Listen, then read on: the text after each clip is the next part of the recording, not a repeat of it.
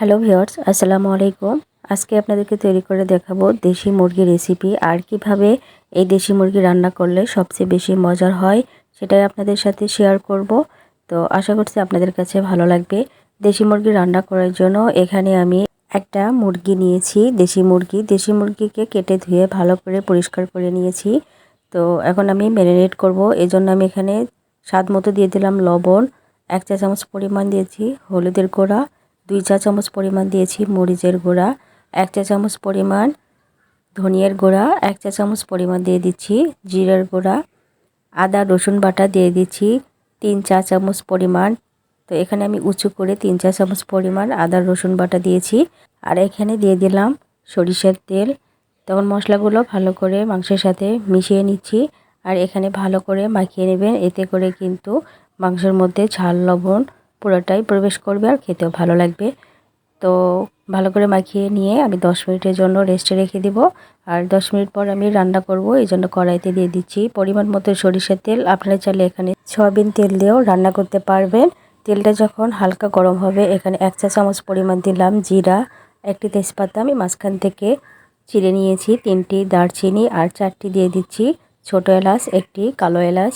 মশলাগুলোকে আমি কিছুক্ষণ ভেজে নেব, মানে 1 সেকেন্ডের জন্য ভেজে নিয়েছি। এখানে হাফ কাপ পরিমাণ দিলাম পেঁয়াজ কুচিগুলোকে কিছুক্ষণ ভেজে নেব।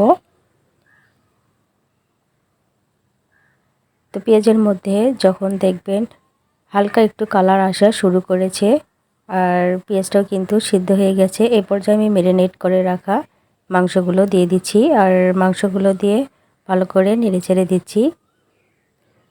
তো ভালো করে আমি মাংসের সাথে মিশিয়ে নিচ্ছি। মিশিয়ে নেওয়া হয়ে গেলে এখানে আমি দিয়ে দিচ্ছি আবারও হাফ কাপ পরিমাণ পেঁয়াজ কুচি। তো পেঁয়াজ কুচি দিয়ে আবারও আমি মাংসের সাথে মিশিয়ে নিচ্ছি। তো মিশিয়ে নেওয়া হয়ে গেলে যে বাটিতে আমি ম্যারিনেট করছিলাম সেই বাটিটা ধুয়ে সামান্য পরিমাণ পানি দিয়ে দিলাম। পানিটা দিয়ে মাংসের সাথে ভালো করে মিশিয়ে নিয়ে ঢাকনা দিয়ে ঢেকে দিচ্ছি, দিয়ে রান্না করে নেব 5 মিনিটের জন্য। তো 5 মিনিট পর আমি ঢাকনাটা খুলে নিচ্ছি আর দেখতে পাচ্ছেন পেঁয়াজ থেকে কিন্তু পানি বের হয়েছে। তো এখন আমি মাংসগুলোকে নেড়ে চেড়ে দিচ্ছি। তো নেড়ে চেড়ে দিয়ে ঢাকনা দিয়ে ঢেকে আমি রান্না করব পানিটা শুকিয়ে আসা পর্যন্ত। তো আমি ঢাকনাটা খুলে নিয়েছি আর দেখতে পাচ্ছেন পানিটা কিন্তু শুকিয়ে এসেছে আর একটু মাখা মাখা রয়েছে। তো এখানে আমি দিয়ে দিচ্ছি আলু দিয়ে দিব।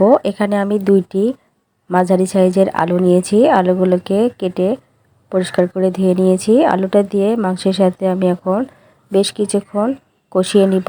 আর এভাবে যদি আলুটা মাংসের সাথে ভালোভাবে ভেজে নেন দেখবেন আলুটা খেতেও ভালো লাগে আর মাংসটাও খেতেও ভালো লাগে। তো এ পর্যায়ে ভালো করে কষিয়ে নিতে হবে।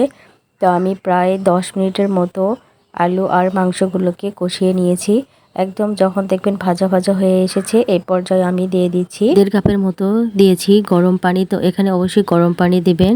তো গরম পানিটা দিয়ে ঢাকনা দিয়ে ঢেকে দিচ্ছি। আর যে যেরকম ঝোল খেতে পছন্দ করেন সেই অনুযায়ী কিন্তু পানিটা অ্যাড করে দিবেন। তো আমি আবারও নেড়ে চেড়ে দিচ্ছি আর মাংসটার রান্না কিন্তু আমার একদম কমপ্লিট। তো চুলা থেকে নামানোর আগে এখানে অবশ্যই ভাজা জিরার গুঁড়ো দিবেন, এতে করে কিন্তু মাংসের স্বাদটা দ্বিগুণ বেড়ে যাবে। তো মশলাটা দিয়ে আমি নাড়াচাড়া করে চুলা থেকে নামিয়ে নিয়েছি আর দেখতে পাচ্ছেন কতটা লোভনীয় লাগছে।